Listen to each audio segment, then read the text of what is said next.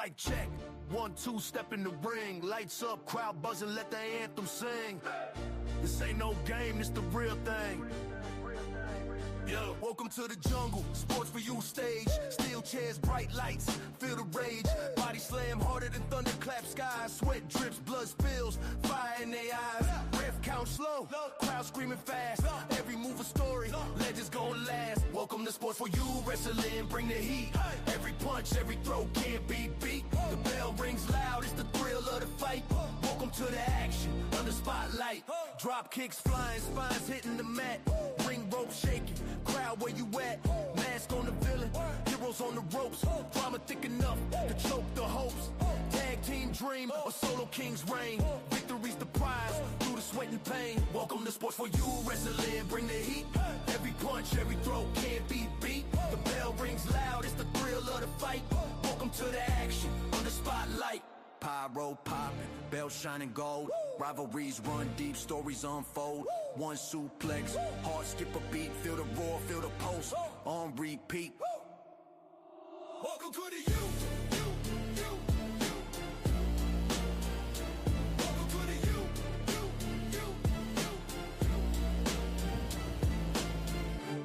Mic check.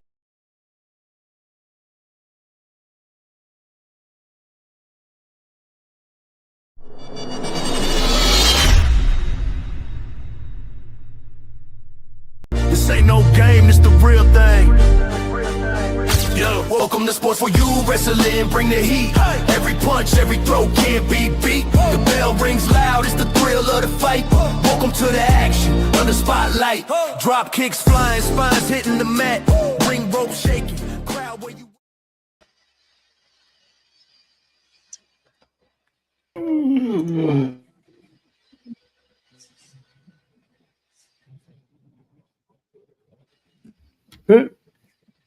It takes forever for this thing to turn off. But anyway, it's Wednesday. You already know what that means. It's time for a new episode. The last episode of S4UWrestling, episode 62. The last episode of the year. Dude, this is crazy. I am the OTC Trailer. That is John. And of course, that beautiful woman over there, Madam Head of Security, the Caribbean mommy herself, JoJo. What's up, Joe? What up, what up, what up? Listen, how are you feeling? This is like the last episode. You wasn't here for the first episode of the year, JoJo, but how does it feel to be part of the final episode of the year? I'm here. I was here from the middle to the end, so I'm kind of here. But, I'm happy to be here. And then I get to start a fresh new year with people I love being around. Doing what we love to do. Which is anything and everything that's chaotic. Yes. Oh, man. Yep. It is. Very John. Very chaotic. John, the year started off, 2025 started off with a bang, John.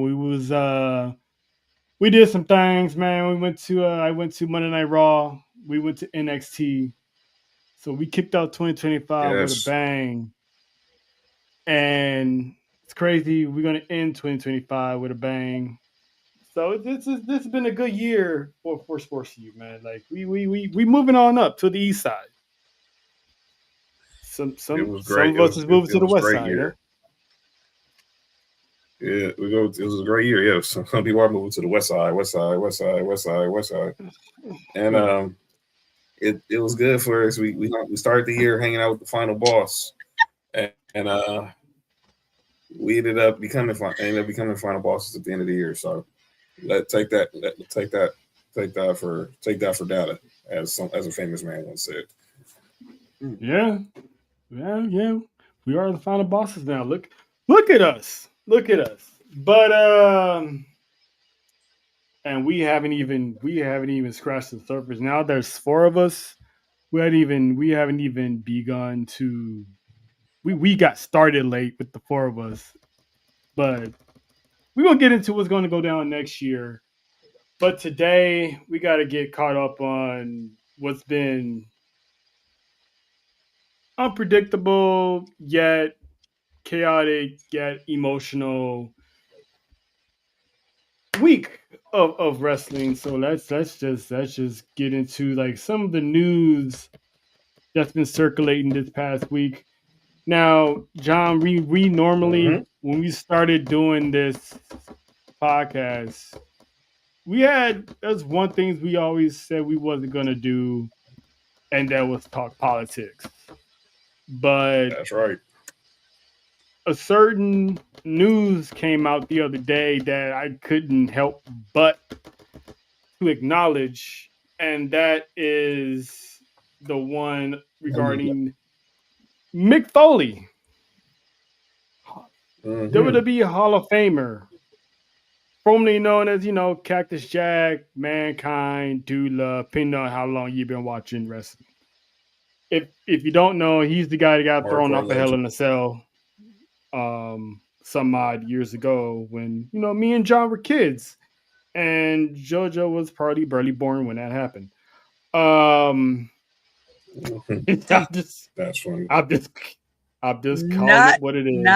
Not putting my timeline out there. Hello. You should be proud of your timeline compared to ours.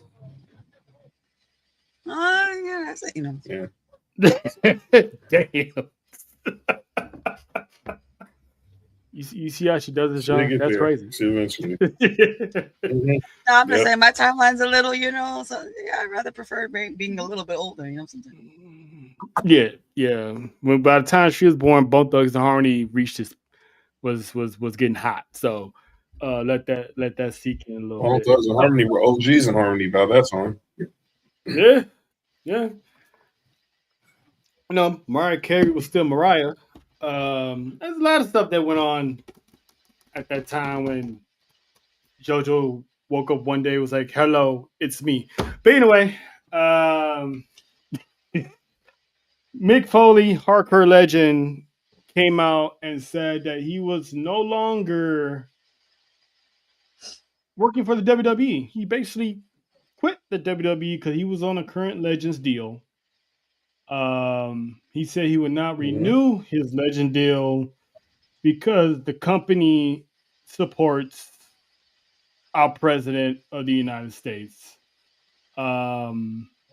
It's no secret what we've all experienced this year under his presidency, with the whole ICE stuff going on across the country.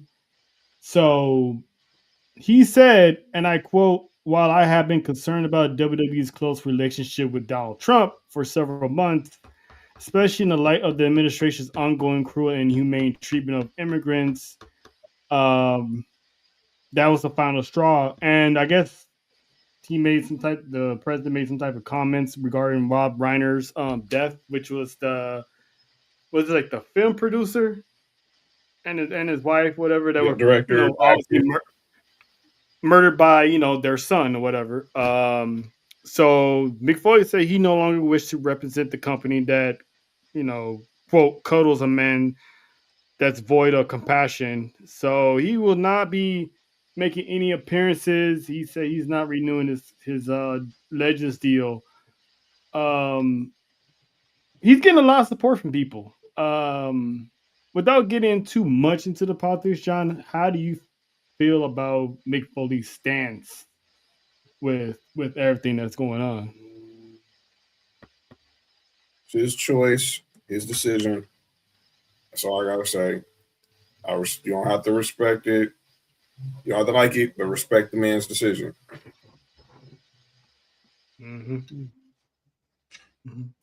He go out and say, and just go ahead and make this a big deal. He bowed out quiet. He bowed out gracefully.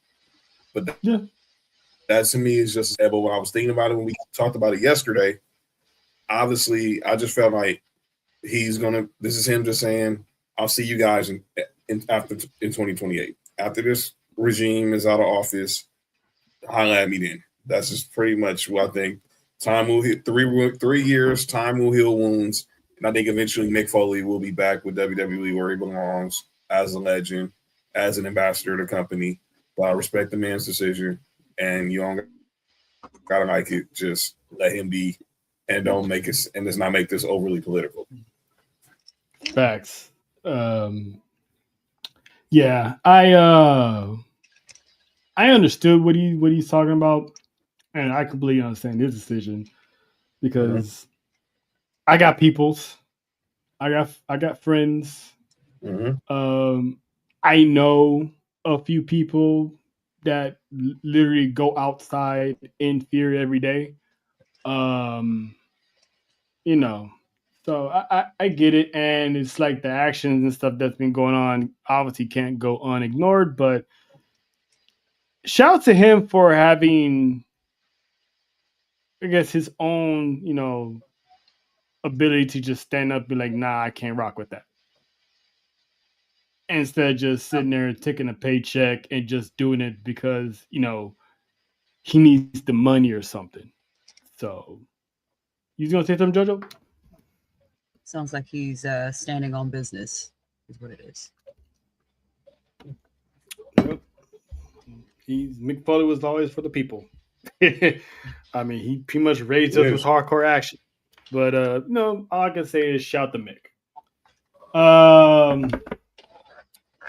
So speaking of WWE, we're gonna pivot to actual WWE stuff. Looks like 2026 is gonna be the year of retirement. Because we just witnessed the retirement of the GOAT. But there's more coming next year. And that is, we got Brock Lesnar rumored to be, possibly retiring in the summer because SummerSlam is in his backyard of Minnesota. And then you have AJ Styles, who's retiring next year as well. And then there's possible, if he signs with WWE, Chris Jericho is pretty much positioned to have a retirement run too. So this is crazy that they're gonna have a retirement tour for 3 people in 1 year. How you feel about this, JoJo? Which one of those retirements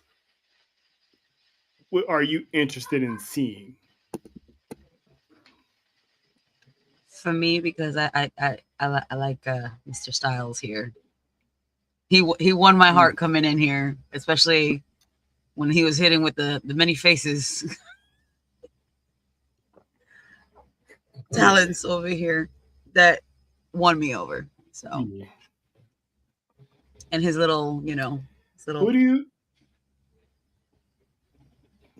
Oh, the little Yosemite Sam.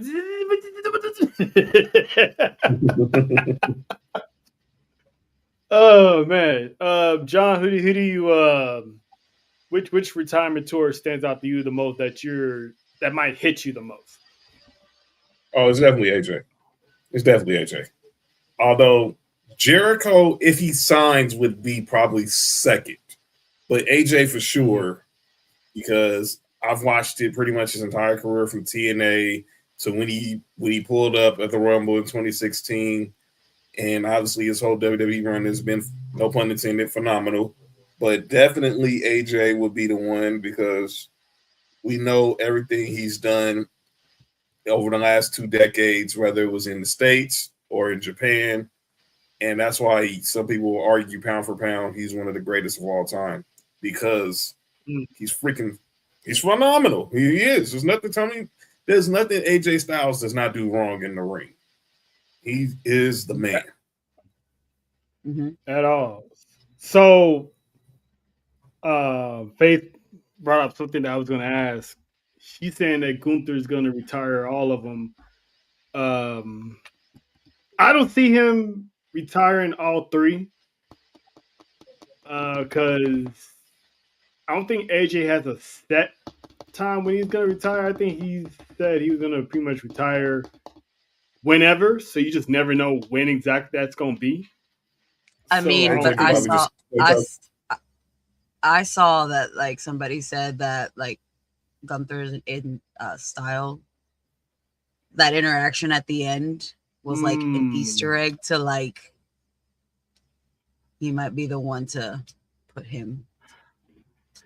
Listen, if they're gonna make him, go ahead, John. I was gonna say, anyone to me, if I wanted to see someone retire AJ, it's Leon Slater. That's just me. I'm just seeing everything this kid has been doing. I see how AJ put him over at Slammiversary. I know we're gonna talk about Saturday night's main event, and AJ. I just seem like it'd be too typical to put Gunther because obviously styles make fights, but I would want to see someone who could go second for second with AJ with his exact style. And to me, a guy like Leon, Javon, maybe Dragon Lee, those guys who are borderline cruiserweight to like, middleweight champs, those would be the guys I would want to see get the opportunity to take on AJ. A guy like those type of guys. True. No, that's the same thing they said for John Cena, but yet they had Darth Vader to take care of that one. Yeah, me and you were the only ones that was going to be Gunther, but that's a whole other conversation.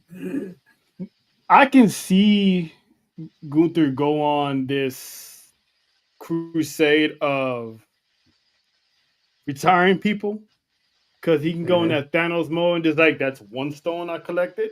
That's another stone I collected. That's going to be another stone I collected. But with Brock, I don't see Gunther be the one to retire Brock. After what I saw at Saturday night's main event, I'm going to suggest that it should be Obafemi to be the one to headline that match with Brock Lesnar. Yes. Because those are two powerhouses right there. Yes.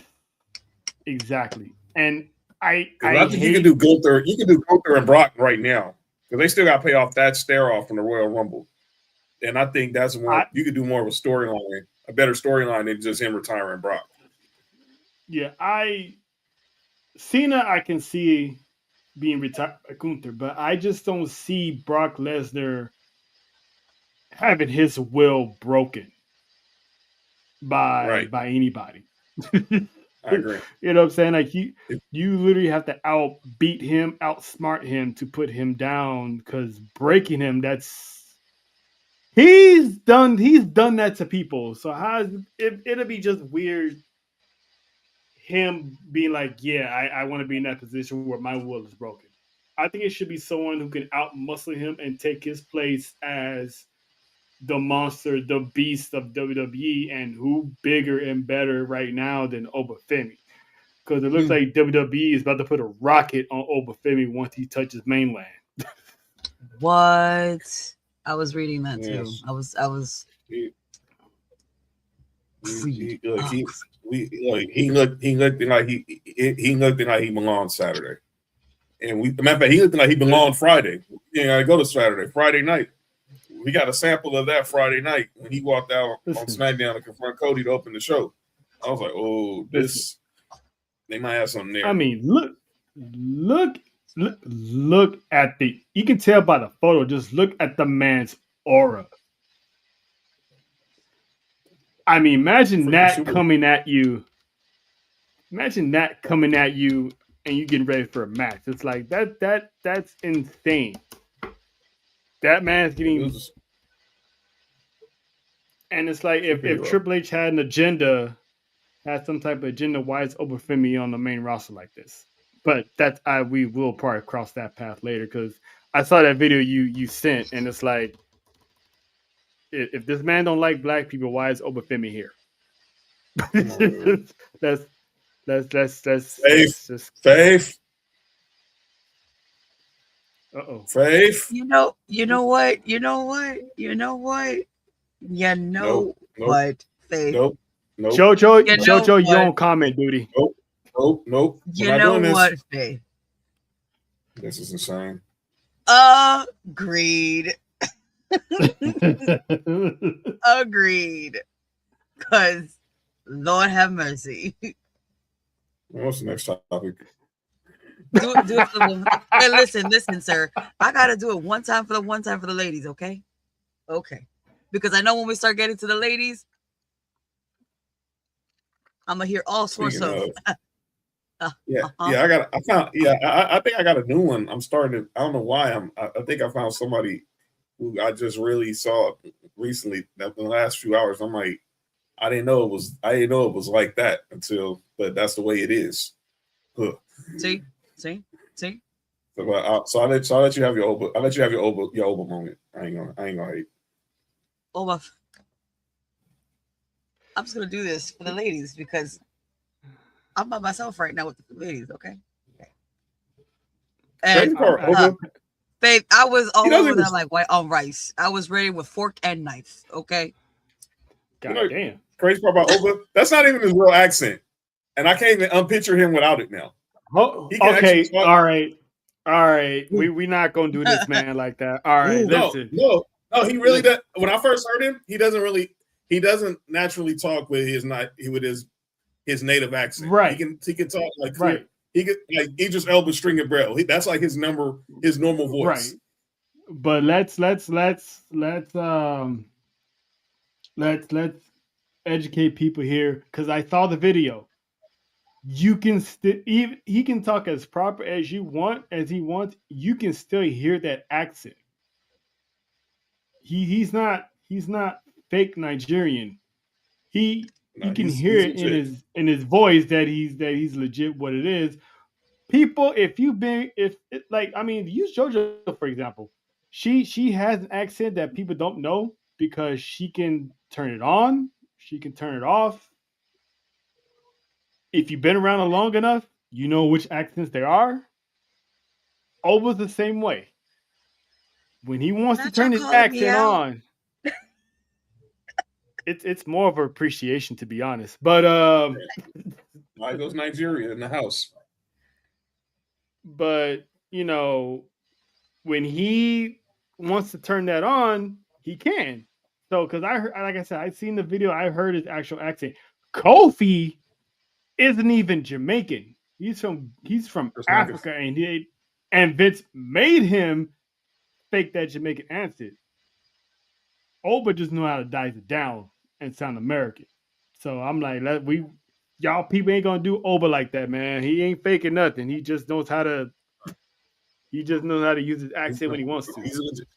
Yeah, he's legit. It's like crazy because I know he can actually turn it off when he wants to. But I remember when I first saw Oba on Level Up before he won the breakout tournament, I was like, okay, I seen it there. I saw the the intangibles there. This dude can be something special. Mm-hmm. But he didn't really talk much until he got really that call up on NXT. And then when they for the rest is history.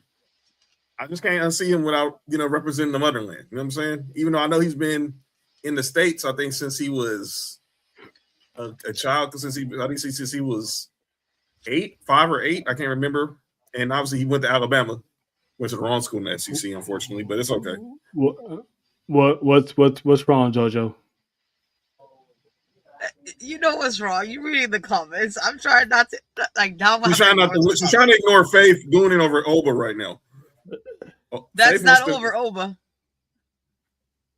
Or Nikki Blackheart? Nope. Keep going. It turns me on. Never mind. His accent is oh wow. Oh my Lord.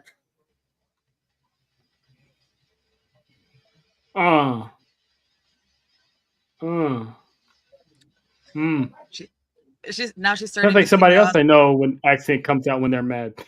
That's exactly who she's talking about. Either she's talking about Stephanie Valkyrie or Rhea Ripley. John ain't getting it. She's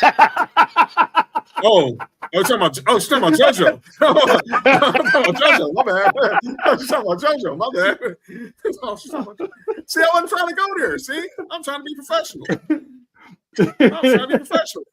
to get professional. I was trying to ignore the obvious.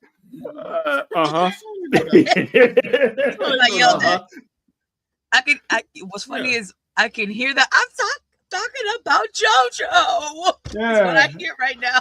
She yelling at your ass right now.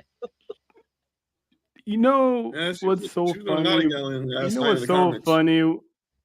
You know what's so funny about what JoJo just did? That's how Faith was on Friday.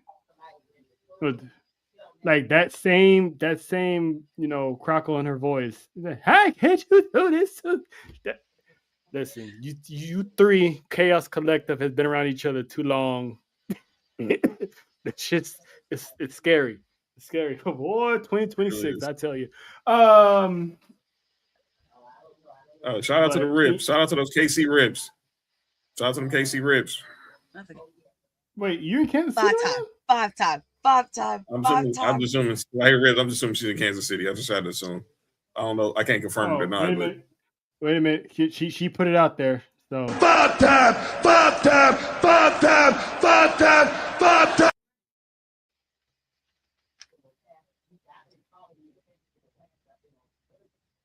Oh no! We're not bringing up Friday. No.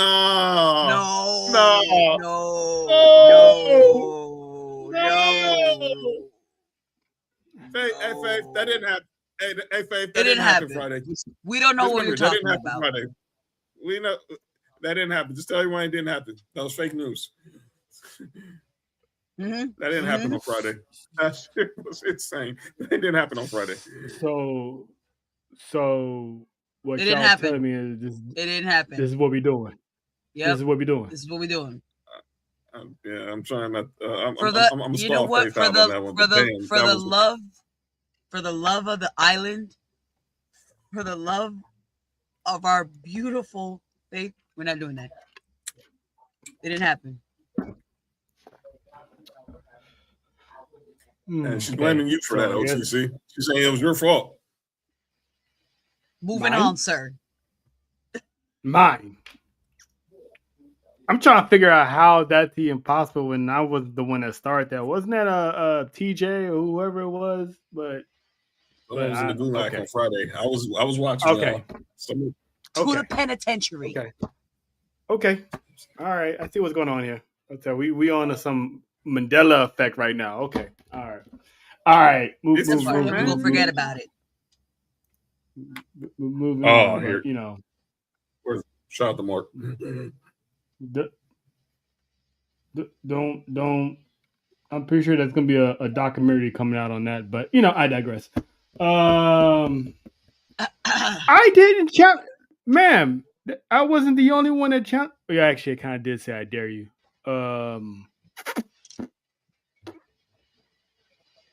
But hey, anyway, moving on. We was talking about retirements. One man already sent out his farewell, so now we're all assuming that with John Cena officially retired, that he's automatically going to get that Hall of Fame call sooner rather than later, because right now there's only one Stephanie McMahon that was announced months ahead of time, but that's no disrespect to Stephanie. She ain't headlining the Hall of Fame. No, she's not. You're not. So we can only assume that John Cena will be back to get his flowers. But the question I want to ask everybody in the chat and everybody here on the panel is, who should be the one to bear the honor of retiring John Cena at the Hall of Fame? Who should give that speech and introduce him? Me personally, I only see 3 people that should have that honor, and for me, it's Kurt Angle, Randy Orton, and The Rock. That's my 3. That's my 3. That's my 3. I feel like it should be The Rock because that that rivalry was kind of deeply personal. It was never professional at first. It started out personal, and Rock somewhat passed the torch to Dwayne. Right. Randy Orton had like the hottest feud that lasted decades. Kurt Angle's because obviously John Cena's first match was against Kurt Angle. So out of those three, I feel like it should be Kurt Angle. Jojo, who do you see should be the one that's most deserving to retire? Not retire, but to send John Cena to the Hall. I right now for me it was just like it was almost the same ones you picked, honestly. So out of those three, who would you go with? I would say Kurt. Yeah. Now, if you ask a certain someone from Bakersfield, you already know who his answer would be. And like I said, like me and John said, dude ain't no GOAT. But anyway, John, first question, who's your three? Second question, out of that three, who would you go with? You said the three, because I was still trying to make an argument for Punk. I could still make an argument for Punk. But I'm picking Kurt because Cena inducted him, and it'd just be fast forward to pay it forward. He ended up doing it right back. So, and that he started it all. It should start with Kurt.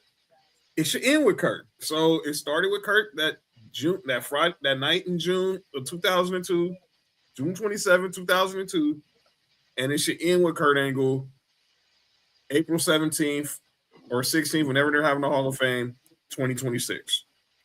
If I had to go second, I'm probably going to go with The Rock. Because I think that rivalry solidified the torch being passed from the great one to the GOAT. Mm-hmm. And then you said the third one, you said, who'd you say? You said Randy was the third one? Yeah. That was, to me, obviously Kurt was the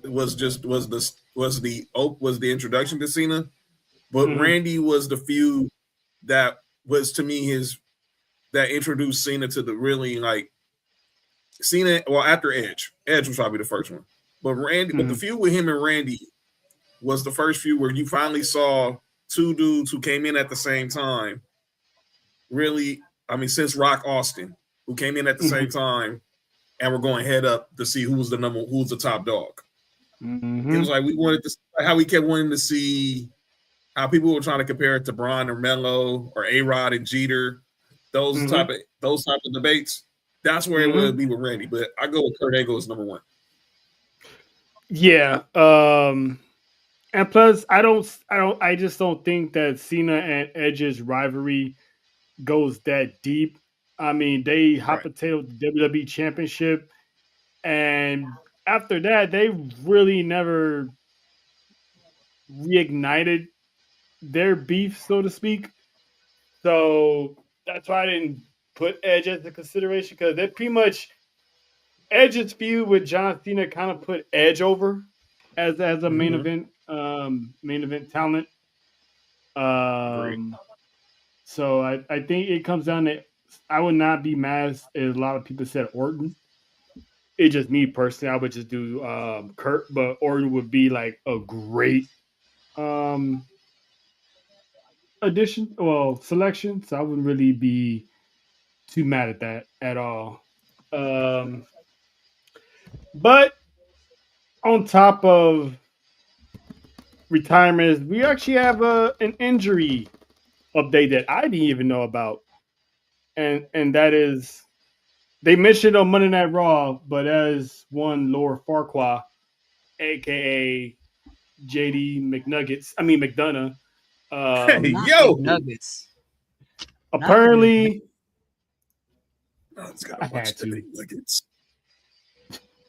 apparently JD had hand surgery. I didn't know he injured his hand. So he's going to be out for a few months. I don't know what few months means. Is he going to be back for the Rumble? But obviously he's going to be back for Mania season. And he's not really that much needed for the Judgment Day story to continue. No offense to him. He's not Liv Morgan. She's kind of the focal point of this whole Judgment Day business. So best wishes to JD and his hand, and I'm just gonna say it anyway. Hopefully that's not the hand he normally uses. Because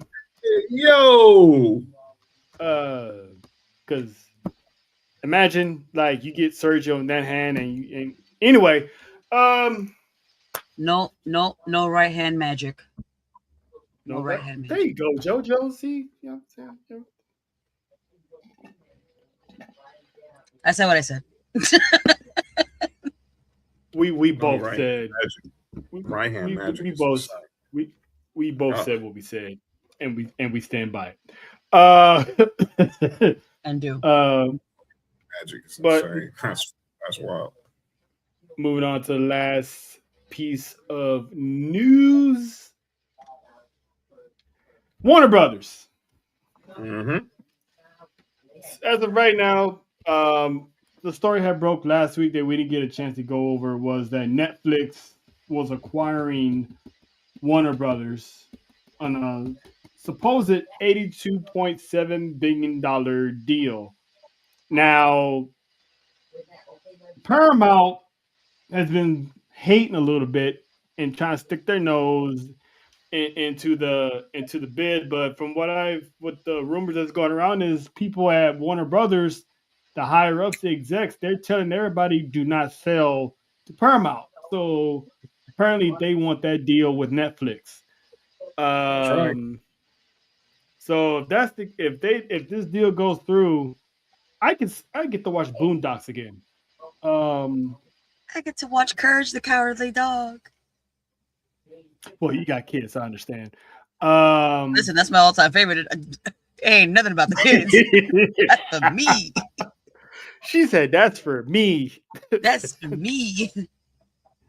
Yeah, that's how I feel about Boondocks. I need you to return the slab. You know what I'm saying? Just to hear Pop's voice again on those doing those voiceovers for Granddad. You know what I'm saying? So yeah, rest in peace to John Witherspoon, man. Like Regina King and all of them, they held it down when they was doing that stuff, man. So to see that back on Netflix, it's gonna soothe my soul. But where does AEW lie in all this, John? Because we talked about this before. Will Netflix want another wrestling promotion in their grips? Nope. Not at all. Sorry, Lena. You know I just had to. Not at all. But yes, that I don't know what's gonna happen with because it seems like this is a foregone conclusion. This is gonna happen. Like this deal's gonna get done. Yeah. It's Big Bang take Little Bang. It's Big Bang take Little Bang. Pretty much. That's pretty much what it is. It's Big Bang take Little Bang. Paramount ain't got their money. Paramount got money, but they ain't got money. They ain't got Netflix money. It's just like what this is. It's Big Bang take Little Bang, and Netflix is pretty much the joker in that room. Then they're taking, and Paramount has nothing they can do about it. Yeah, because I'm wondering where does Tony Khan and AEW fit in all this? Because I just can't. I don't see them being part of Netflix, especially when WWE is running wild on Netflix with their international viewing for SmackDown, Raw, NXT, PLEs. It just be weird. It'd be kind of cool at the same time because then hopefully they don't start charging for pay-per-views. That means we can start, watching some AEW stuff without, using HBO Max. But we'll see. Right. But shout out to Netflix. They're trying to take over the world, Pinky. They're trying to take over the world. They really are. God, I miss Animaniacs. Is that part of Warner Brothers Discovery? Yeah. Yes. It might be on HBO. Yeah, it's on HBO. I think Animaniacs and Tiny Toon Adventures on HBO Max. So, yeah. I'm about to introduce my kids to a whole bunch of real chaos. Yeah. Have them kids like, oh yeah, this is my cartoon. Shout out to moms. It's gonna be me. Mom of the year, super mom, no cake. Y'all have cartoons? My mom showed me hers. This is nothing. Oh, y'all have Paw Patrol. We had Animaniacs. We had She Ned's showed me Newt. Pinky and the Brain. We had Freakazoid. I remember Freakazoid. We had Eat the Cat. You know, we had Power Rangers. Yeah. The OG 6. RIP Jason David Frank. The OG Yellow Ranger. Of course, yeah. Can't forget about Trini. But Tommy is I don't care. You can argue with your mama. You can go argue in the mirror looking at yourself. Tommy is the greatest Power Ranger of all time. Which one does? It don't matter. That man is the greatest. Whichever Ranger. one he was, it was. He was cool. That's what I'm trying to figure. That's what I'm gonna ask. Which better Tommy? Tommy did you like better? Green Ranger or White Tiger? I'm just gonna say Tommy Oliver is the greatest Power Ranger of all time. It don't matter what suit he had on, he was the greatest Power Ranger of all time. And if you wanna go there, John, let's go there. I'm gonna say I love the Right Ranger. I really did. But this man was on Demon Time and gave the Power Rangers the business for almost a month. I remember that too. When he came on as the Green Ranger, and he had that. Remember, he had that martial arts contest with Jason. Yes. Ooh. Yeah. I was like, yo, who's this dude? And that was just friendly competition. This man gave all 5 of them the business for weeks. And think about it. He pulls up, invades their machine, their Megazord, punches the crap out of Trini, knocked her against the window, ran through all of them so bad that they fell out of the machine. Not out the machine. He said. Marty. Landed, proceeded to give all of them the business one-on-one fades.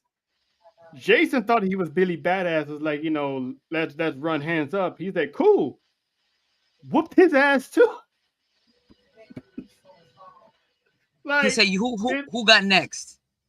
He ran a fade on all of them with a goddamn flute, and he didn't even get the flute until episode 3, 4. Mm-hmm. Yeah. He said, man, I can't. And then he got taller as a skyscraper and gave the machine the business. Marty agreeing with you. What? Yes.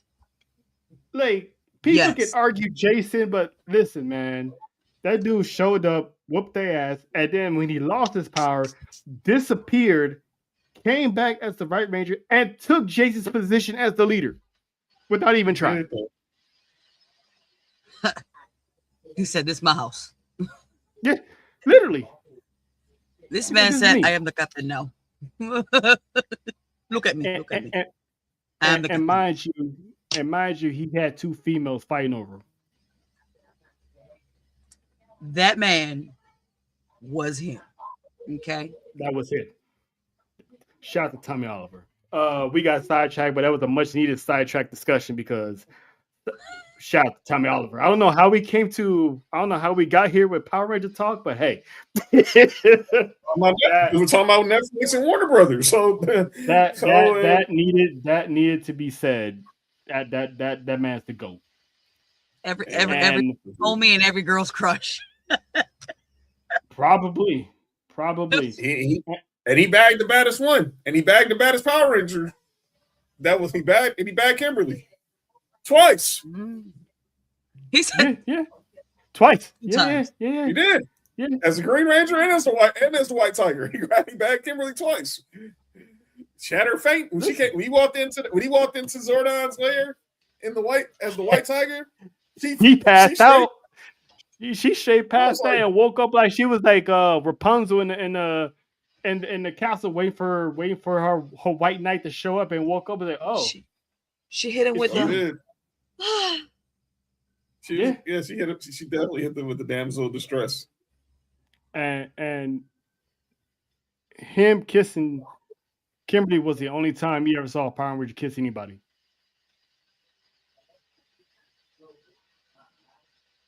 That's true. I mean, this is a legend, bro. Like you can't. Yes, Mimi, appreciate you. Yes, I'm always repping cross # We Want Cross. I'm forever a cross guy. Hope to see him. Hopefully, me and John get to see him in January. You know what I'm saying? Hope to see him. Hey, I know one person we're going to see for sure. I won't, but seeing him too would be cool too. Yeah, I'm for sure. We for sure seeing Shotzi, and Zill and Mr. Yeah, we got to contact Zilla before then. I don't know how, but we got to contact that man. Hello. Yeah. But yeah, man. Let's talk about. We were talking about Judgment Day a little bit earlier. My girl Raquel,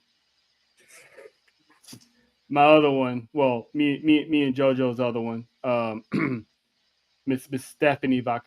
Listen, that match cooked. I mean, I'm proud of Raquel. She looked great. But then you know what, John? She did. That match cooked, and then it just stunk. You gotta make, I'll let you go for it. Yeah, it got ruined.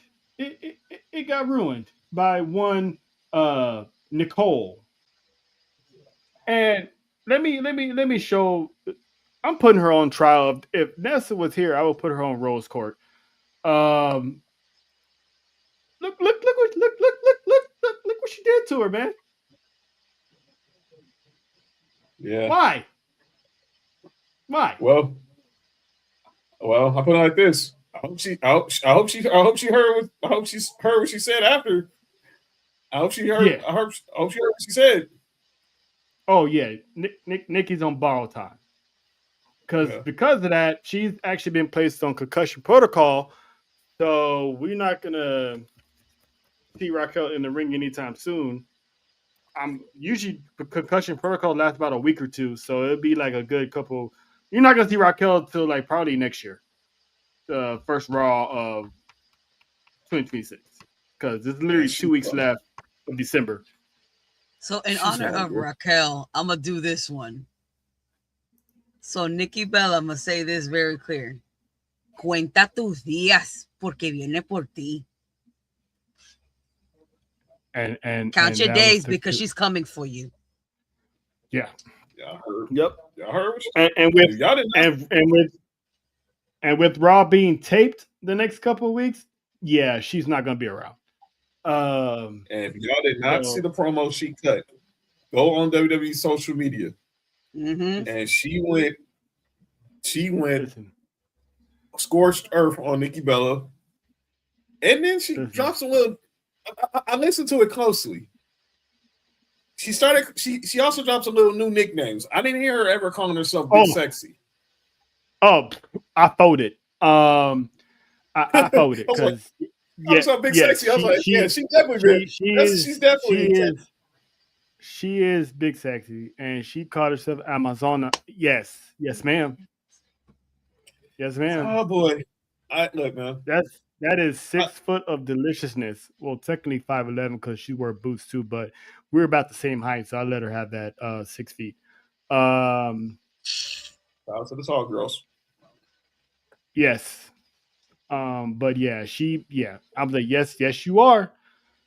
And if you heard, Stephanie has some few words for Nikki Bella too. So there's no more PLEs between now and the Rumble, but there is another Saturday night's main event. So I would not be surprised. I would not be surprised if this is a triple threat. I can see it. And I'm gonna say this about Steph's promo. She acknowledged Raquel in the promo.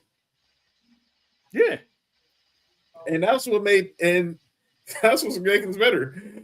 They both despise each other, but they clearly now have a common enemy. Because she keeps sticking her nose in business that don't belong to her. It's like Nicole. Read the room. You're not wanted. Well, that's what mind your business. Well, that's what cockroaches. Well, that's what cucarachas do. Damn. Oh, that's what cucarachas do. Oh, JoJo. Lead a bomb. You missed the other one. I know, but that's why you're on comment duty. I did say that. You moved a little bit too,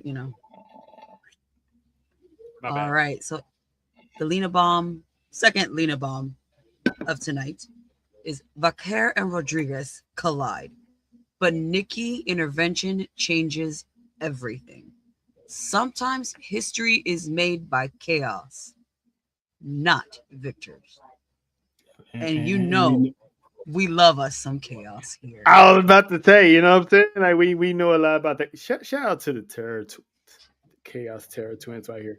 We know a lot about the chaos, so we can understand that. But seriously, mind your business. They don't need you messing up the joint. They doing fine just by themselves, handling business. So now I'm even more intrigued of wondering, are we ever going to get Stephanie and Raquel one-on-one ever again? Because eventually this whole Liv Morgan feud is going to happen. Yep, and like I always say, mind the business that pays you, and it is not there. Well, they do, but I think it happens eventually. Because I'd be shocked. Because I'd be shocked that I think Stephanie has multiple reigns in her while she's while she's on Raw. So I mean, eventually, if Raquel is champion, they'll run it back. I hope so, because too long. I mean, there's also Raw, the first episode of Raw in 2026. They might have a championship match on that day. We already got two. Yeah. So we'll see. We'll see, man. But it's just F you, Nikki. Just a big old F you. And not the John Cena F you, just F you. Just F you? We can't actually say the word? We're not allowed to anymore? Oh. Go ahead, JoJo. Translation, Fuck please. You. Fuck you. Yeah. Yes. Where's the Redman? Where's my Redman CD what's that Redman CD when I need it? Where's that Yo Gotti song I need? Fuck you. Fuck you. Fuck you.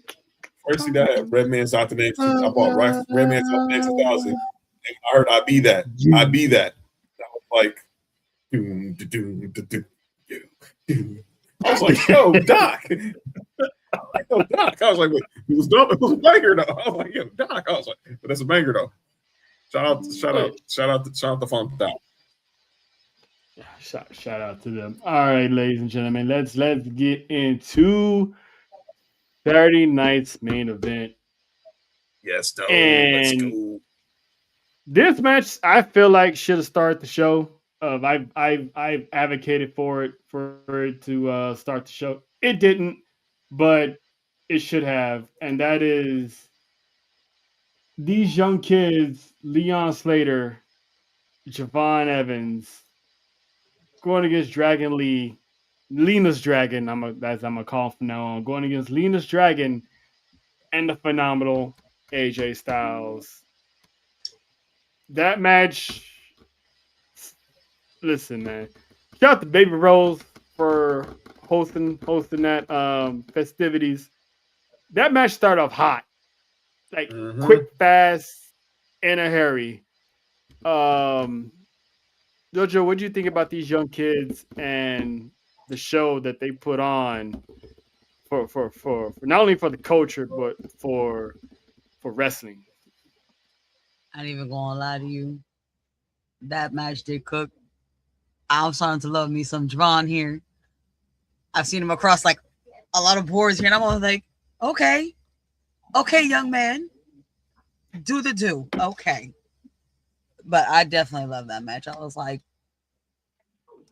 it cooked, flambéed actually at that point. Ooh, that's the chef talking. Mm-hmm. That's another language you didn't know JoJo had. But anyway, John, your thoughts, because me and you've been high on these two for a minute. Man, look, I know we on this our last show of the year, but obviously we still got 2 tribal war zones to talk about our best of is also. But I'm gonna say this. Whenever these two dudes are together, whether they're on opposite corners or in the same corner, it's magic happens. These are like the 2 little homies on the block that we all know are going to make it out the hood. And we want to make sure, by all means necessary, the streets don't eat them up. We make sure the streets don't eat them up. So I'm proud when I see these 2 young brothers, especially Javon. And like I had him as we acknowledged some months ago. How this dude knew what he wanted to do at 13 years old. He knew this is what he wanted to be. He was doing indie shows as a teenager, was on AEW Dark, then got signed by WWE, and now look where he's at now. He ain't the future, he's the now. And look, he's gonna be a champion one day, so y'all just better be ready. In regards to Leon Slater, I'll just go by what shows you how much people love him. Love what he's doing. Look at last night on NXT. If you didn't miss it, NXT, you're gonna spoiler alert. You're gonna see Leon Slater at New Year's Eve will take it on Obafemi. But this is just letting you know. The simple fact that this young 21-year-old kid from the UK is going up in a main event against arguably the biggest dog on the yard to start the year while he's working for another company is something. That part. And look, we talk AJ Styles, Dragon Lee, the chemistry's there. And look, you ain't gonna talk about AJ Styles can't do no wrong in my eyes. And he really made sure those young boys were in a good position to show people why they are going to be the future and the present and the future of this business. So dope match. I'm like you, I would have loved for that match to kick the night off. But but man, I was glad I got it. But them boys can say we were the match before John Cena's last match. Yeah, they was the co-main event. And they did not disappoint. It just ever since Bound for Glory, they saw something like, what if we put these two together? And sure enough, they tore the house on. I mean, it took Dragon Lee and AJ Styles at least a good 5 to 10 minutes to finally get out the gate and finally get them bearings, because the boys were everywhere. They was literally, bouncy. They was all dudes hitting over the corner over here. Javon's going over here. It's like, I'm like, well, damn, I couldn't even take a bite of my pizza. He said, yeah, I'm like, hey, you know what? No, I'm gonna record this real quick. Excuse me. But I'm like this. Thank God to be 21. Thank God to be 21. Yeah, that was a good time. You can run fast, jump off of stuff, ain't gotta worry about But they get 35, they gonna slow down. Her neck. Her back. And my kneecaps. And my kneecaps. Oh man. Good. But for one NXT standout that stole the show to another NXT standout that stole the show, and that was Sol Ruka. And mind you, she was the only NXT talent that got a dub over somebody. Now, Oba got a DQ dub, but, whatever. We ain't counting that. But she was the only one that got an actual dub. Pins former multi-time world champion, Grand Slam winner, Bailey. 1, 2, 3. She outsmarted the role model. I'm proud of this woman. She's definitely earning her spot on the main roster. Cause I'm loving that backflip she does out of the ring. That is major. And speaking of major, it looks like we got a Lena bomb on the way. Sol Ruka rises, not just with a win, but with respect. A battle where victory is measured in heart and friendship, leaving both competitors stronger. That is true. Shout out to Lena. But yeah, those girls was awesome. Sol Ruka did it all by herself. And I had called it. I'm like, I didn't know if she was gonna win or not, but she snatched Bailey's soul. She could definitely take some more. I'm just saying. I digress. I'm just saying. Yeah, she can take a lot of. She can take a lot of souls around here. You know what I'm saying? One by Tyler one, Bate, 2 by 2.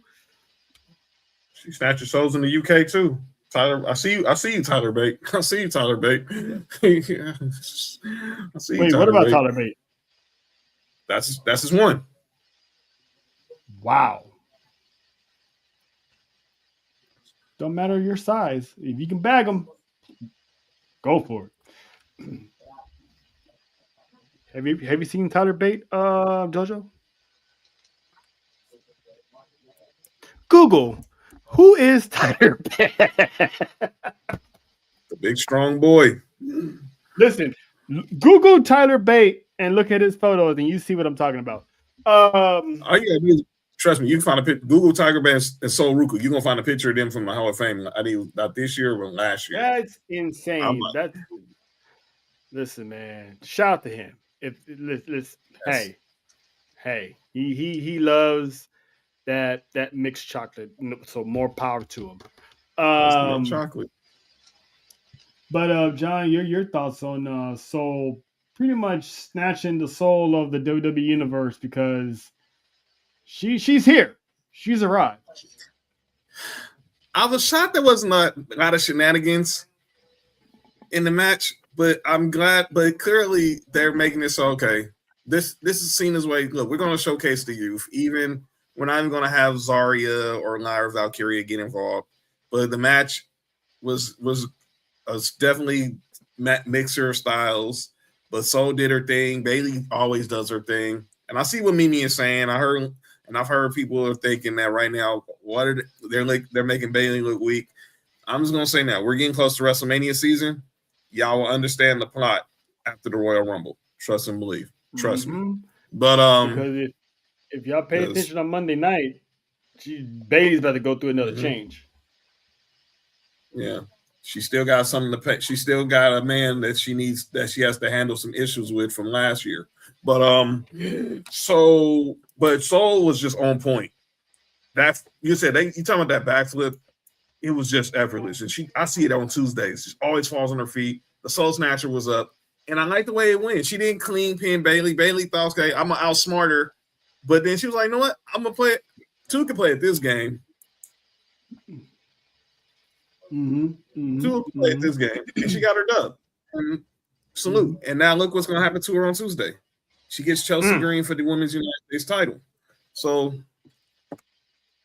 let's see. Let's see where we're going. I still got Zarya screwing her over eventually because I don't see her beating Chelsea right now. That'd be awesome if she does. That'd be like a holy shit they actually did that moment, but I actually don't. I don't see it. Jojo, what'd you thought of our girl Sol snatching snatching Bailey. You saw what I did there, right? I'm starting to become a big fan. I liked her. She's her. Oh, Right? she was kicking some ass though. It's not gonna lie to you. She was showing out. Oh. That girl was showing out. She was Showing out. I was like, you can be part of my penitentiary, not just part of it, not in it. Oh, ooh, wow. She could be like a warden or something, like one of the correction officers. I need that. I need that. Thank you. As Chris Brown said when he was 17, give me that. That's right pride, there. That's the pride of the IE, pride of Ontario, California, right there. University of Oregon. And then Cole, I learned on the broadcast from Michael Coles, she had, after her gymnastics career was over at Oregon, her aspirations were to become a stunt woman. Look, I think she still can be. Yeah. Yeah. I mean, it makes perfect sense. Kinsey used to say it all the time. I'm sorry, for it. But this one, I'm actually gonna say it. Her moonsault's better than Charlotte Flair's. Because when she runs, does the flip, and it flips outside of the. Listen, I haven't seen a female do that. I've seen guys do that, but I don't see a woman with that height do something like that. That is amazing. That's gonna stand her out from everybody else on that roster. Seems like Mimi agrees with JoJo on Soul. She wants to get her soul snatched too. My bad. Ooh, I'm telling mommy. And I am going to do this in honor of Jonathan. I'm sorry. We won't tell Rhea, Mimi. It's okay. Ooh, I'm snitching. Can I get the both? Can I get the both? Ah, dang, buffet line. Listen, no, apparently, listen. Death by Snoo Snoo, because not death by Snoo Snoo. I said what I said. Wow, that was some good Snoo Snoo. But anyway, yeah. But now we getting down to the nitty gritty here. The last two matches. Listen, this man, we talked about him earlier. Woo. But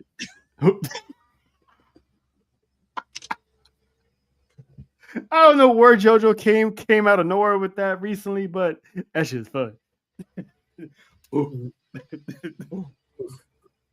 But this man, the fact that he came out last instead of Cody Rhodes, should tell you something about how WWE is high on Obafemi.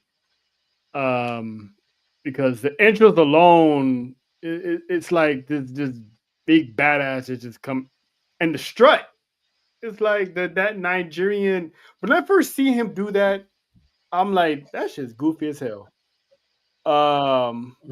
But then it's like, it's a warrior strut. It's like it's that intensity that he had on his face. Like I've never seen. He was locked in. My guy was locked in, ready to go, and he's usually that man was locked in and on beat. Yes, on beat. Down to the last. He's usually focused, but this one he was like laser focused. Mm-hmm. Like he understood the assignment. Like he's like, I'm on a high publicized.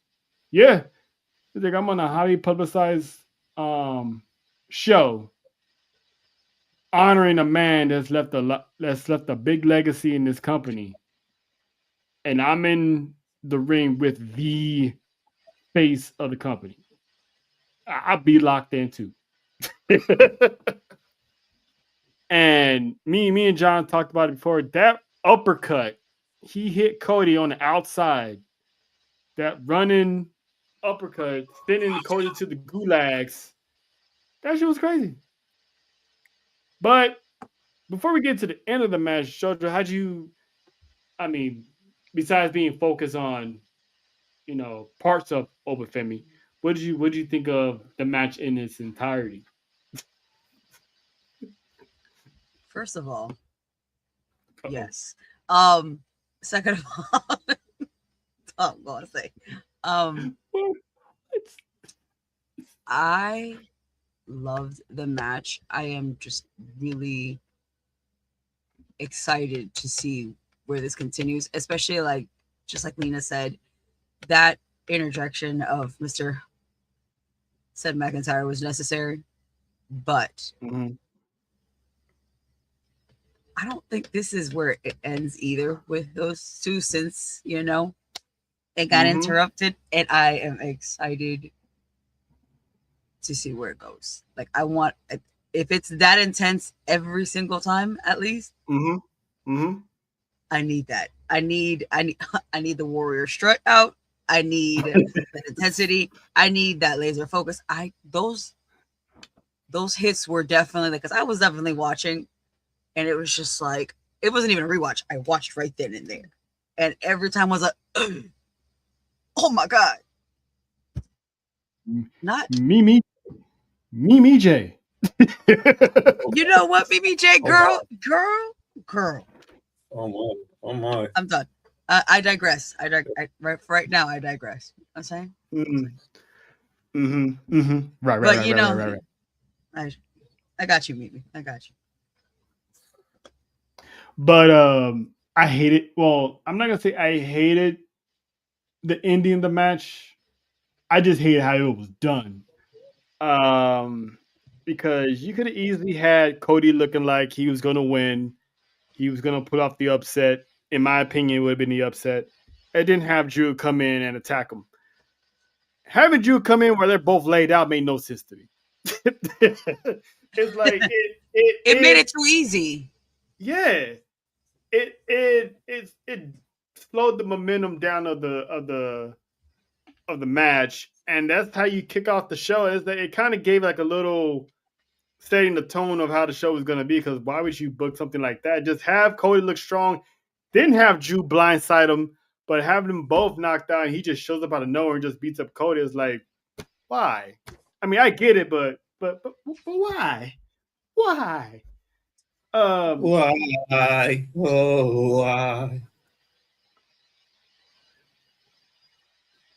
Yeah. Yeah. Someone got you in your vocals, huh? I heard it on the radio. It was a radio bit I heard. It was a radio bit I heard. I was like, whoa, why? Somebody got you in your vocals. I understand. But your thoughts on what did you think about this match and how they had it ended? I say, yeah, the ending could have been a little different, but I get it. They're just making it seem like Drew's just upset. He'll get his hand on Cody by any means necessary. So I understood that. But it would have been different if Cody was obviously the camera angle where Cody's probably going to go for the crossroads or something. And here comes Drew McIntyre, or maybe he's coming for a Cody cutter, and Drew McIntyre hits him with a Claymore, and clearly we all know what happened the next day. But as far as this main thing being the main thing, Obafemi's here. And it's just a matter of time that when he's going to get that call. We know now he's facing Leon Slater on New Year's Evil. We still got to figure out what's going on with him and Tony D'Angelo. But it's going to be a matter. It's going to be the clock is ticking with this man on the main roster, and he looked it great. He that uppercut to Cody was something he could put on a poster. Yeah, he was it. He's it. He has it. He has it. And you showed the image earlier of him walking to the ring. That's just aura. See this image right here? This is stuff that superstars are made of, that Hollywood stars are made of. These are the type of stuff you see in these action films when the villain or the superhero comes to save the day. That's what Obafemi is. He's straight out. I mean, and I'm not trying to use the reference because he's Nigerian, but the dude is straight out of Wakanda, dude. See, this dude.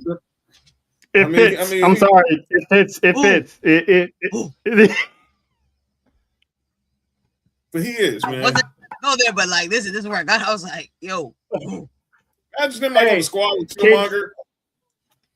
Hey, can you imagine Can you imagine Oba saying, "You bald-headed demon"? Are you going? Or him being the second coming of, or maybe he being the heir to Chinchilla or something? I mean, come on, dude. Who's Chinchilla?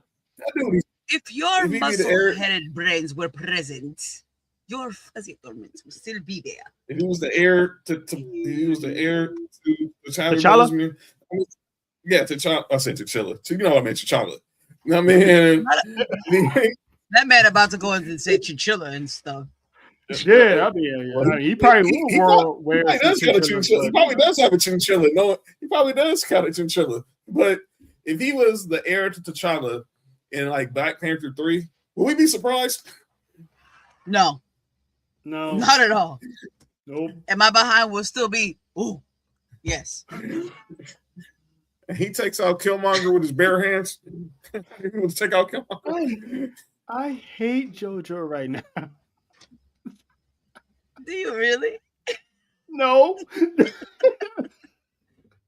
You hate that you know. Really... Yeah, that's about it. That's gonna be a new thing. That's gonna be a new thing for her now. Oh, it definitely is. It definitely is. Like I'm not even gonna lie to you. I think I was driving home, and forgive me, Lord. I was watching it on my way home, and I have my daughter. I'm sorry. I have my daughter next to me. Keep in mind, this is in my I have one earphone in, and all she hears me is, "Boo." She's like, "What is you doing?" Keep in mind, she's seen the movie, so she looks at what I'm watching. She's like, "Is this wrestling? You're watching, right?" Because she's only seen the entrance. I'm like, "Yeah." She's like, "I get it." I get it. And then I had to turn it up, and she was like, and then she heard him talk, and then she watched the match, and she's like, "I really get it." Shout out to JoJo already raised. I mean, she's always been raising her kids right, but still, shout out to JoJo for raising her kid right. Mm-hmm. Keep in mind, somebody pointed out before I even realized it. I was legit. People have this thing with, and this is off topic, but kind of on topic. People have this thing with like, you shouldn't be rough with the kids. And I'm like, here I am tossing my kid onto the bed like if he was in the ring. And they're like, you're not going to hurt him. One, he's on the bed. Two, I didn't body slam him. Not yet. We're too soon for that. You don't think a mother knows how to take care of her young? Mm-hmm. And I'm like, and plus, I'm like, listen, I grew up with brothers. I grew up with male cousins. Hence why I used to watch wrestling when I was little. But instead of watching it, sometimes it was definitely one of those WWE moments in my own household with the boys. I grew up with nothing but boys. So I'm going to do the same thing with my kids. I'm going to play with them, sometimes gently, and occasionally I'm throwing them clear across the bed. Flop. Listen, what JoJo's trying to say is she's one of those kids that when she saw the sign on TV that says, "Please do not try this at home," she was like, I tried this at home. I tried this at home. Yep. Yep. We all did. We all ignored the disclaimer once. Listen, man, I grew up by myself, but let's just say I had the Royal Rumble with pillows and stuffed animals. I was doing my own Royal Rumble, so I can relate. I go to the kitchen, I'm like, and I run to the bed, pretend I get eliminated, run to the kitchen, come back at somebody else. Oh, so you was the original Mick Foley. Don't get me wrong. Don't get me wrong. Like now, with me and my brother, some of them did get, we had personal issues, so we'd actually busted lip, knots on the head. Yeah. My mom let us like at what the last Royal Rumble me and my brother had. I was at the age of 16. My grandmother told my mom to try to stop us. It did not. what happened was that she let us duke it out, running across beds, jumping off of stuff, knots, busted lip. My brother had the Raquel knot on his head. Oh, I'm sorry, Raquel. Yikes. Yeah. fuck you, Mickey. I had a busted lip. Like, it was like, listen, forgive me when I say this. I had the Jay-Z lip going on after that. Because it was, we were, yeah. Not the rest. JoJo said the Rock is Yeah, I'm the wrestling Rock. buddy. Yeah. I didn't. Dale, I didn't. Hey, Drell, I didn't. I never had one, but yeah, the commercial. I remember the commercials. I seen the commercials. I thought about this thing about wanting to have one. I just had the toys. That's about it. But yeah, it's all been. She really is. Been She really is. it's all been fun and games in this Saturday night's main event. It was basically, I called it the show of opportunity, because everybody that got called up had their opportunity to shine, and they did. But Yes, all good things, all good positive things came to an end as Saturday night's main event went off the air. And that's because Darth Vader himself, Mr. Gunther, and the Unseen 17, John Cena, had a match. And it was a classic. John Cena held his own. I can never fault the man. I mean, he wrestled in, old school shoes, or as Jay called them raggedy ass shoes. Yeah, I was drunk. Listen, I'm talking about him later, because come on, dog. But that match, they had some near falls. John Cena looked like he was going to give up. Then he hit the 3. But at the end of the day, John Cena did something that, he always taught kids not to do. And that was, he gave up. He tapped out. I'm not mad that he tapped out, because unlike, most people, we here believe it needed to be done. Gunther needed to break that man's will, because that's his character. He's that big time warlord. He's Thanos also. He'll break your will. He'll break your spirit, break your heart. For me, when I first saw it, I was a little bugged of how Cena tapped, because my man's looked at the camera, smiled, and gave that little love tap, like I was telling John on Monday. Like, it's like you're fighting with your girl, and she gives you this half-ass chokehold that's not hitting, but you pretend that it hits, and you just tap out with a smile on your face, like, yeah, you got me. But after thinking about it, I compared it to Avengers Endgame when Tony Stark died. And Pepper told him, it's okay. You can rest now. So John Cena basically just looked at us and was like, I did good. It's okay. I ain't got no more. Yep. That's exactly what JT just said. And that's all I was alluding to, JT. It wasn't more just a give up. It's like, I gave it all, and now it's okay to bow out. It's time for me to go. Because he hit him with the Mufasa. It is time. He did. It was the circle of life. He was like, I'm not gonna beat this man. So here you go. It's all right. John, I'm gonna start with you, because I want to hear what because I know JoJo on Monday said she had a lot to say about it. Your thoughts on?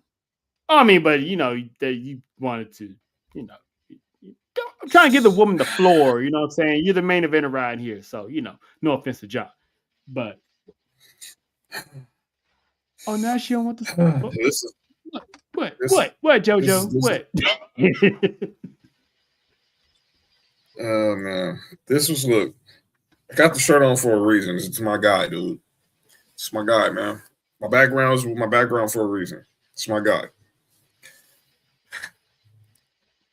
I'm glad he gave us what he gave us. but I was glad it ended the way it ended. Like, okay, the smile thing, semantics.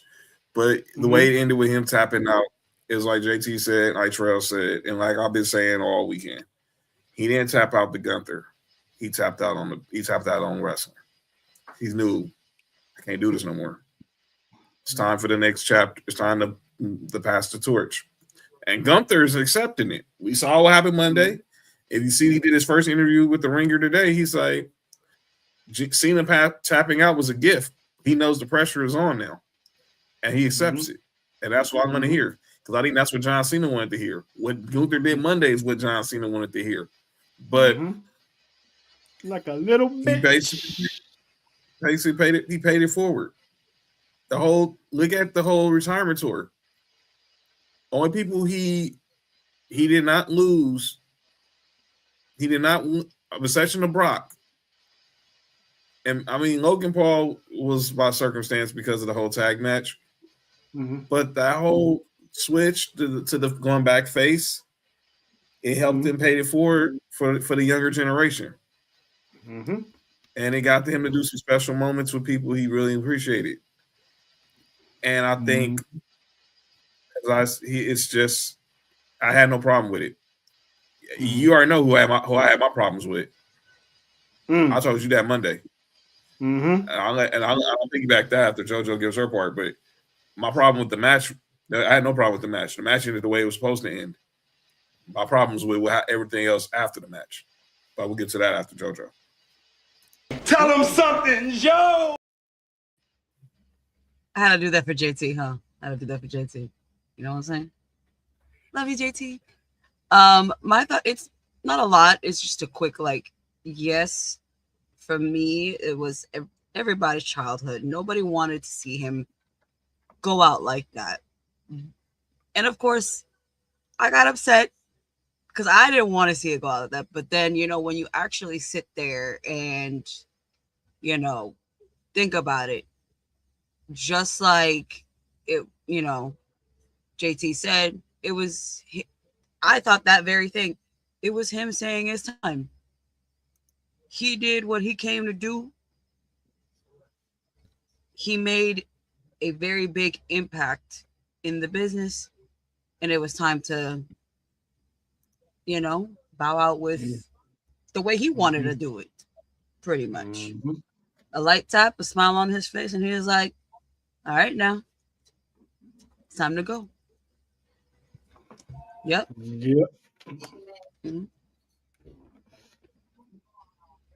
And it's crazy because we seen his entire. It's not often where we can say we've seen everyone's entire wrestling career, but the older we get, we can now start to say, I've seen this man's entire career. And for him to do what he did all these years, and then his retirement tour, like John had dubbed it, was the greatest hits. At first it was the Nemesis tour. He was pretty much fighting in the beginning stages of his retirement. He was fighting people he had history with, and then the face side of retirement, he was fighting the younger talent. So I like how, even though it wasn't by design, I like how it turned out, because as a heel, he had the greatest hits. He was taking on anybody and everybody that he had a problem with, squashing it, whatever. He turns face. The only tour that he continued on with as a face was Brock Lesnar and technically Cody Rhodes. Ever since then, he pretty much put Dom on another pedestal where he was already at anyway, but he puts him even more so over. And then, like Mimi said, Gunther wants all the smoke. Because I was me and John was talking about this earlier. We haven't seen heat like this since Triple H in his prime. Probably. But we haven't seen this much heat where he needed police escort since JBL, when he was doing the whole politician angle, and he was like, pretending to be at the border with the border patrol kicking out all the immigrants and all that man had heat. Like he had to be police escorted out of Texas with that feud with Eddie Guerrero. Like it was bad. His life was threatened. And Gunther, it takes someone with that kind of mentality because he's not an entertainer. He's a wrestler.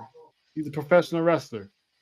And Michael Cole said it best that wrestling just killed entertainment. Wrestling beat sports, destroyed sports entertainment. You got guys like Gunther, and you got JoJo's boogeyman, Ilya Dragunov. Great guy. Still scares the hell out of me. Don't know that why. Man. It just does. That man is also a professional wrestler. He's the wrestler's wrestler. You got him and Gunther pretty much bringing back the old school wrestling. And this is why people always badmouth Triple H. Triple H is from the old school. The Killer Kowalskis, the William Regals, the Fit Finleys. He's always appreciated the no-nonsense wrestling of it all because half his career was like that. It was methodical. It was, he always tried to break people down. I mean, look at the feuds he had with Mick. He had the man going from one face to another. The matches with Shawn Michaels as the game. Shawn Michaels has never beaten Triple H probably but one time, and that was in the Elimination Chamber. After that, he's never beaten Triple H.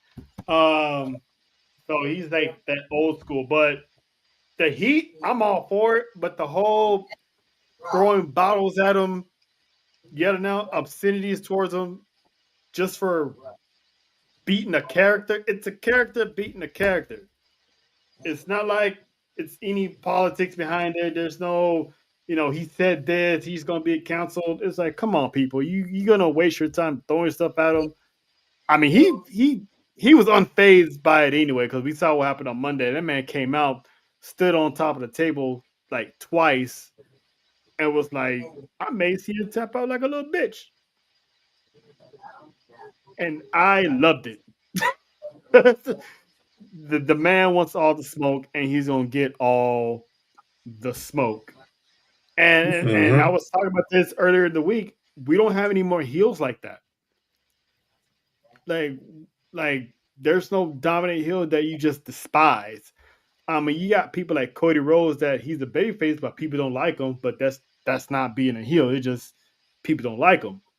But outside of that, who's the most dominant heel that people hate? Nobody. Roman Reigns was supposed to have been that guy that the world's supposed to hate, but we all loved him because we finally got to see Roman Reigns where he should have been. And obviously the bloodline and the tribal chief, that shit just, that's just awesome. With the ones in the sky, that's we need people like Gunther. Because it's gonna be one of those who can beat, and the man is so dominant he doesn't even have a title around him.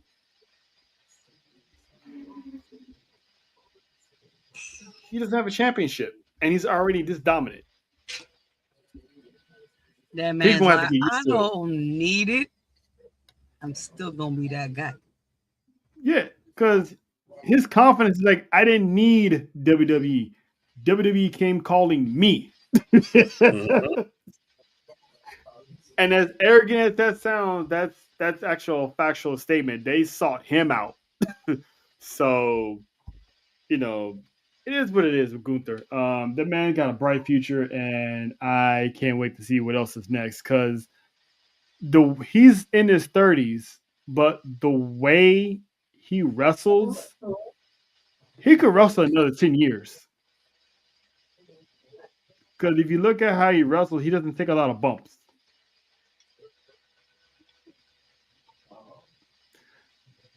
He doesn't get knocked down a lot, JoJo. I know what you were thinking, so that's why I had to clarify. He doesn't get knocked down a lot. That's that. I have to translate, so you're welcome. But yeah, it's I'm excited. So, but that's pretty much all of Saturday Night's main event. But I do want to bring up something that's warm to JoJo's heart because they're all on the same block. Uso Penitentiary is open. Yeah, man. I mean, JoJo, how you feeling? How you feeling? The boys is back in town. The penitentiary's open, and they sent the New Day to the gulags. I mean, I know you're loving it. I know you got to be loving it. Listen. Just leave me here. Just leave me here. Y'all can keep going. Mm-hmm. I mean, I said it before, and I'm gonna keep. Go ahead. My bad. I am just so glad that I get to see, like, even though it's not back then, I feel like they're coming back, and they're coming back for next. Like, they're about to be hanging people from their toes. Okay, that's what they're gonna be doing. Damn, not from the toe. That's from the savagery right there. That's savagery. You get hanged from your toes. That means you done something wrong. That's savagery right there. But yeah, man, the Usos, they're back. They're pretty much about to put this tag team division back on notice. By getting a dub over the New Day. Thank God, because yeah, listen, the New Day need to go in the closet, come out with a whole new wardrobe, get back to something. Yeah. Yep. Okay.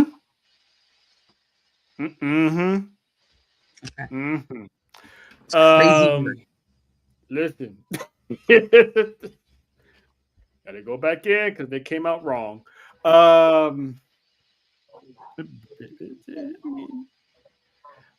yeah, John, what are your thoughts of pretty much the division about to get put on lockdown once again? It's that shot in the arm it needed. And obviously, Jimmy and Jay, first time really.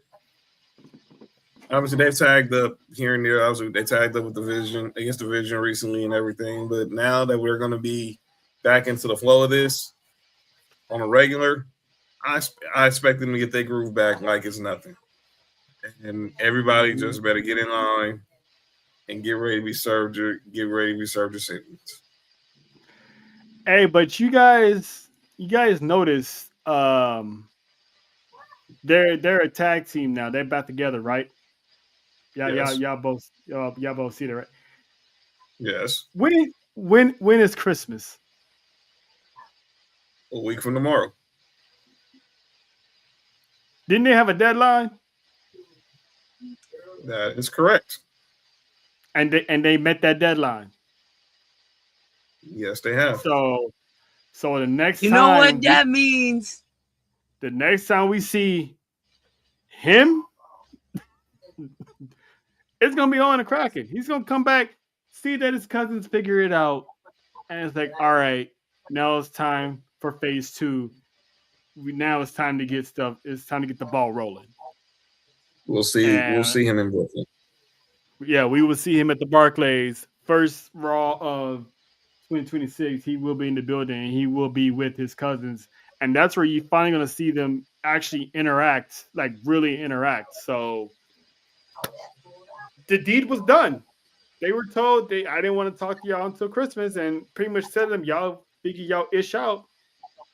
They figure their ish out. So they're like JoJo said, they're coming for next bodies, championships, legacy, and respect. And those three together, it's about to get crazy. Because if they get locked up in the penitentiary and they somehow escaped, they're gonna wind up in the other penitentiary.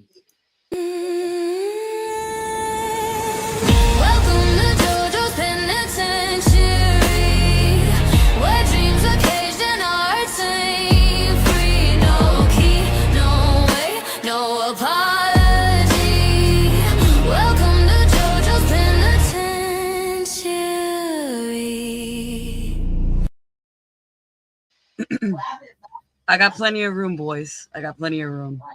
So, hey, yo. You take them down, you put them in there. I got you. I said what? Hey, yo. Hey, yo. Wow. Listen. Hey. If anybody trying to get into the JoJo's Penitentiary, this is the route to go. Mm-hmm. This man will never listen. Another one for me right there, Mr. Sokoa over here. Yes, Baby Joe, as he's been called. Baby Oos is what he's been called. Shout out to that whole Fatu brotherhood because them guys is funny. Yeah, man. Them guys is funny. It was comedy. But that wasn't the only thing that went down on Monday night. And no, it was not. That was the end of the show because I was wondering why. No disrespect to. You know what? I'm not gonna do that because JoJo made me show up the first time. No disrespect to my guy here, but Stop I was sitting.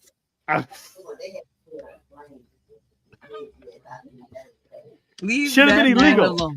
It should have been illegal. But anyway, I digress. I was sitting there wondering to myself, why was Rey Mysterio in the main event? Now, mind you, him and Logan Paul, it was cool. You know, Logan Paul does well with. He did well. The match was well. But it wasn't until the end of the match where we finally got to see one of them. I still think there's more of them, but the Masked Man finally showed up on Monday Night Raw. Kerr stumped Rey Mysterio, caused him the match. And he ran, as John called him, like a little bitch. He ran into the crowd, took off his mask, and it was actually revealed as one Austin Theory.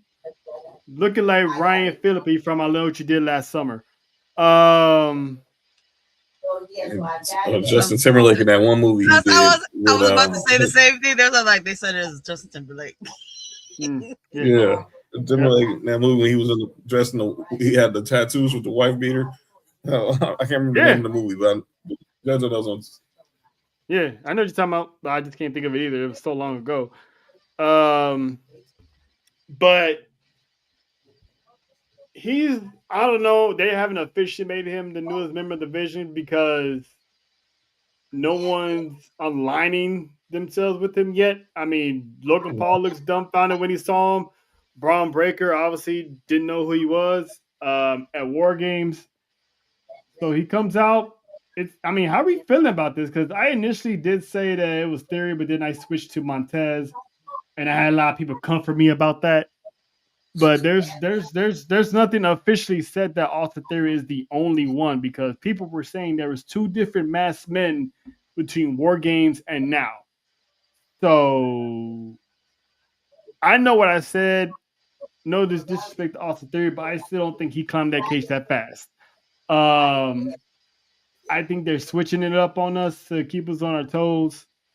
I still think there is another one. I would not be surprised if another one does show up. But John, your thoughts on basically Theory potentially being the next guy in the division? Kind of knew what it was. Like you said, who knows? I think he could be playing a double agent. I mean, he does in the stomp. He was a disciple of Seth Rollins. He could be playing both sides, helping the division get where they want, and then set him up so whenever Seth Rollins comes back, he can extract his revenge. But until we hear from Theory, which probably we might hear from him Monday, they might stall it out until Brooklyn. I'm still don't consider him technically a member of the division. Like I said, he waited, he went to the crowd to unveil himself. Because if he really was down with the vision, he would just unveiled himself right there and stood tall with them three over Punk and Rey Mysterio laid out in the ring, especially after Braun Breaker pretty much speared Punk to death.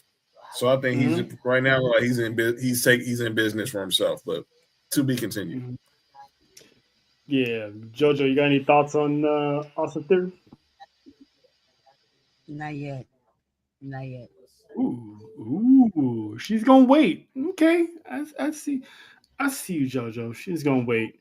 But yeah, that's pretty much what we had for pretty much Monday Night Raw. Because theory, it was the match, man. The Uso Penitentiary is open.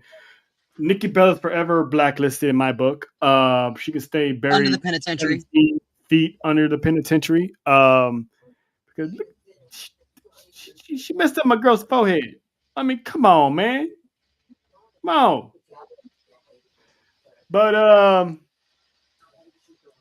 let's pivot a little bit. We still got some time left. 2025 was a good year for the brand in total. I'll start off like to say like one of my favorite the highlights of my 2025 was Mania Week in Vegas. I mean, we touched down. We had the breakfast table with Dora. Finally met Dora for the first time. We had some good moments there. Wale Mania. That was the first time anybody from WWE has ever liked and retweeted anything I put. Watching Naomi crash out, video recording it and posting it, and then waking up the next day to find out that she actually retweeted it and talked about it. No one could tell me nothing that day. You can ask John. I was on cloud nine. No one could tell me nothing. It was a dope moment. Pulling up with Keith. Was it? Wait, no, yeah. You know, shout out to our guy Brian. Linked up with Brian at NXT. Stand and Deliver. Yes. Yes. That was awesome. Stand and Deliver was great. Meeting Raquel. That picture alone, I think it was like the highest viewed on TikTok. I think that thing had like 700 and something views. So thank you, Victoria. Hey, how are you? John, what was your highlight of 2025? Being at New Year's Evil to see The Rock, obviously with the basically put over NXT that night. Obviously Mania, just obviously was in the building for the final Wale Mania, so that was dope. Being at WWE World and seeing, and I got to see Stone Cold Steve Austin was the moment, was something I'll never forget. I don't care how far I was. I saw him there. I was on a 3D camera finna take pictures, and I heard the glass break. I was like, nope. I was like, nope. It's like, I told Keith, Keith was standing there. I was like, bro, bro, come on, man. I was like, we going. That's it. And they're all sitting there with Pat McAfee and the crew. And I'm just like, man, this is not real. Obviously, Roman was there, and that still didn't seem real. But yeah, Austin, we was in the presence of God. Yes. Austin. What's wrong? I'm like, Austin, it's like, this ain't real, dude. No. And I've seen Stone Cold in person before. But obviously, but on a serious note, the growth of the brand, joining CCN, and how tight knit we got through certain situations, the show was real. And obviously, yeah, if you know, you know. The growth of the Fab, the birth of the Fab Four, and then the end of note, us going as a brand of Money in the Bank. Us brand of Money in the Bank. Shout to Nessa. That's first off, starting off that Friday. It started out as a Humble Roses S4UWrestling takeover, and it literally turned to a Big 3 takeover. Exactly did. And, I was too tired. I'm too tired to go see Dom. Hey. She's not here. She's not here to defend herself. She's not here to defend herself. Okay. So in that case, hold on a second. Jonathan. It was Cap. She's not here to defend I'm like, you're not missing Dom. We stood in that line for 3 hours, met Dom, headed over to Baby Bros for the first time, met the crew, and obviously The rest is history. Met me portable, watch SmackDown, and then Saturday Worlds Collide, Money in the Bank, and then going to see Roxanne Perez the next day.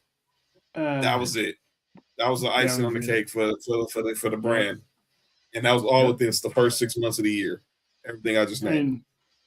And JoJo, your highlight could be anything you want it to be, wrestling related or not wrestling related. But what was your highlight of 2025?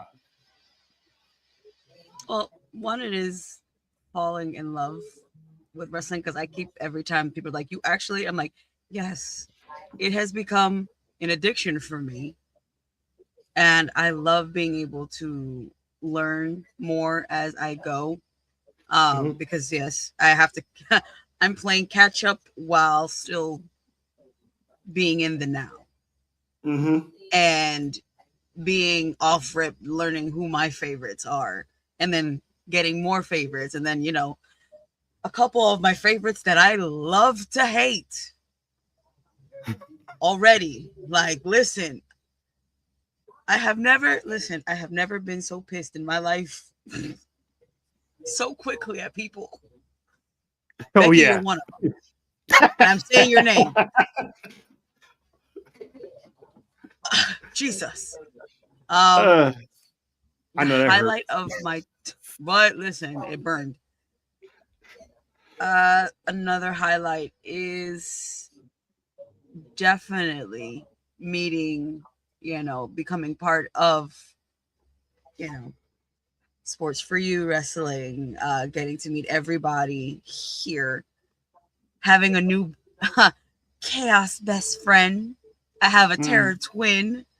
Don't remind us. Oh, I'm the twin. Hi, how you doing? Getting to know Mr. And I know you're gonna hate me for this, but I gotta do it because she ain't here, and she couldn't defend herself, so I gotta do it for the one time. Mr. Demon Deacon, shout out to the Only Johns. So we on. That's what we on right now. Yes. Hey. That, you know what? That's for last night. Thank you. Wow.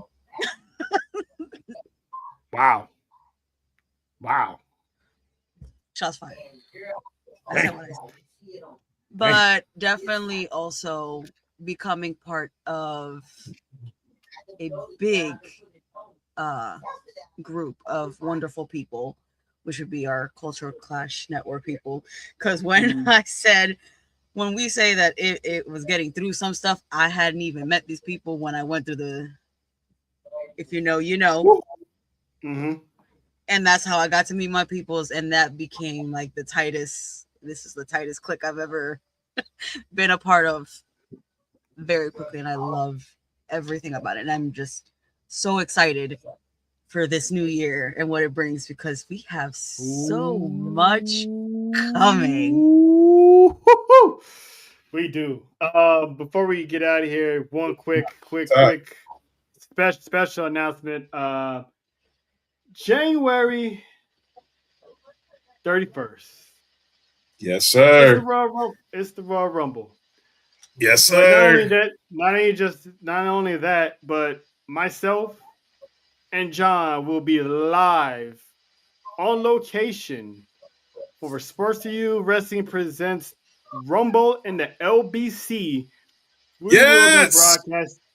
be broadcasting live at Baby Bros Pizza in Long Beach, downtown Long Beach. The contract has been signed. The deal has been sealed. So we will be live for our first ever live watch along for. I just trying to know this. It is a new world order for 2026. And not only that, but if it goes on, we all simultaneously will be doing a live watch along, because Nessa will be live at the Rose Game compound, and of course the Caribbean mommy herself got peoples, so ain't no telling where she's gonna turn up while watching the Rumble. So that's the big announcement we got. We were looking forward to it. Can't wait. We're all excited because this is, like JoJo said, we got a lot of stuff coming in 2026, and that's kicking off the year. So shout out to Juan, shout out to Justin and Javon part for the PT Jobbers, Jen Solo from We Love Wrestling. We love that. We can't wait to see you guys down there. And if you're in the LA area, pull on up to Long Beach to Babe Rose. We will have more in the weeks to come, the location, times, and whatnot. But yeah, it's a big move for the brand.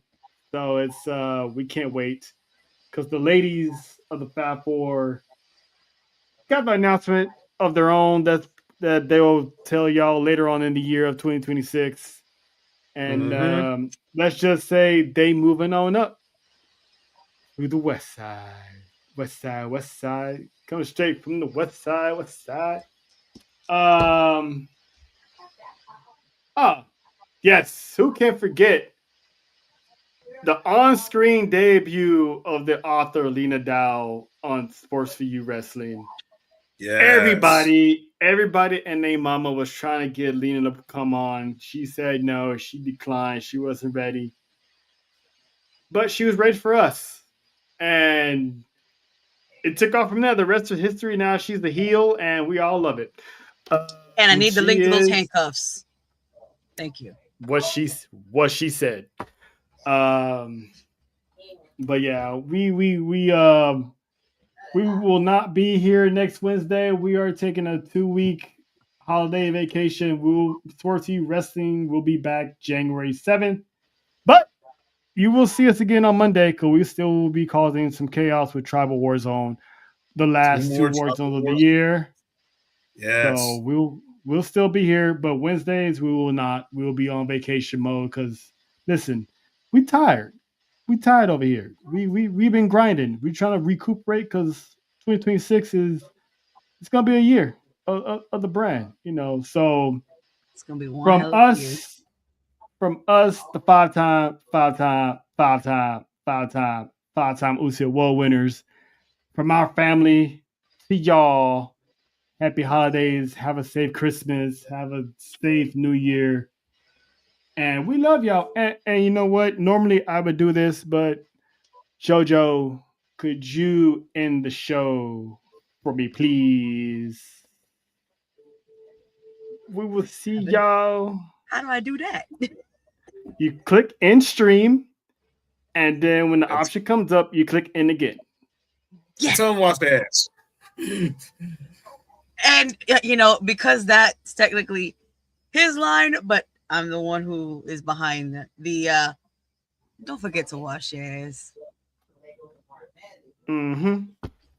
Happy holidays. Merry Christmas, Happy New Year. Nessa, thank you for the jacket. It's New World Order. I love you, John Cena. Thank you for 22 great years, man. Thank you, Cena.